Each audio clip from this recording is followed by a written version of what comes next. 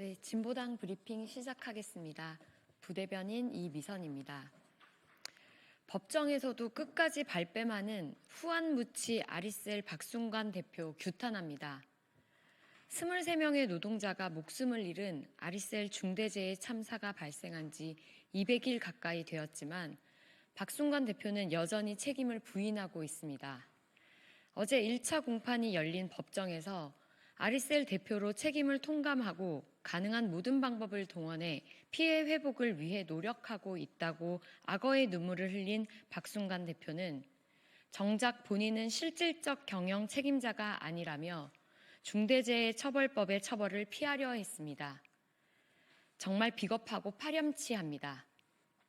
중대재해처벌법 제정의 취지를 완전히 왜곡하는 악질적인 행위입니다. 특히 이번 공판에서 검찰이 공개한 진술조서를 통해 아리셀의 불법적 운영 실태가 여실히 드러났습니다. 사고 당시 파견 노동자들은 아리셀의 비상구 위치를 몰랐고 제대로 된 화재 대피 교육을 받지 못했다고 했습니다. 사고 이틀 전에도 전지 폭발 화재 사고가 발생했으나 불을 끄고 사후 교육 없이 다시 작업을 재개했으며 그동안 소방안전관리 교육을 한 번도 진행한 적이 없다는 것입니다. 돈벌이에만 혈안이 된 자본의 민낯이 참으로 참담합니다. 그렇게 벌어들인 이윤만 자신들의 것이고 현장에서 발생한 사고의 책임은 그냥 노동자들의 몫입니까? 노동자들의 생명과 안전을 지키지 못한 경영진이 마땅히 책임져야 합니다. 박순관 대표에게 엄중하게 경고합니다. 23명의 안타까운 희생에 대한 책임 회피를 우리는 결코 용납할 수 없습니다. 그동안 유가족들에게 비탄과 분노를 더 깊게 한 박순관 대표의 행태를 용서할 수 없습니다. 박순관 대표는 자신의 부도덕하고 무책임한 태도를 바로잡고 피해자와 유가족의 고통에 진심으로 사죄하고 책임지십시오. 처벌을 피하려고 억지 주장을 펼칠수록 더 강력한 처벌만 돌아갈 뿐임을 경고합니다. 두 번째 브리핑 드리겠습니다.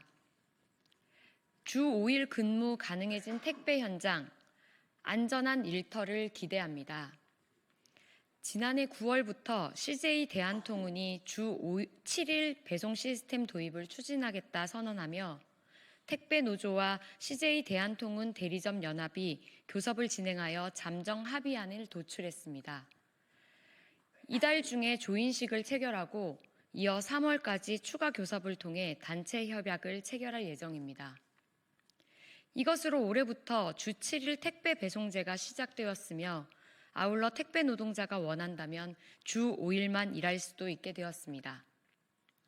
특히 과로사가 사회적 이슈가 될 정도로 장시간 고강도 노동의 직군인 택배 노동 현장에도 주 5일 근무제를 시범적으로 시행하게 된 것입니다. 택배 노동자들의 건강과 복지가 보장되길 기대하며 환영합니다.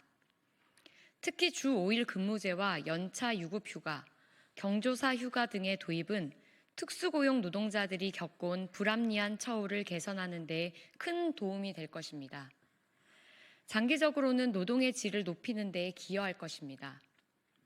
물론 이번 합의가 실효성을 갖추기 위해서는 대리점과 택배 노동자 간의 개별 합의가 원활하게 이루어져 인력 충원과 관련된 문제들이 반드시 해결되어야 합니다.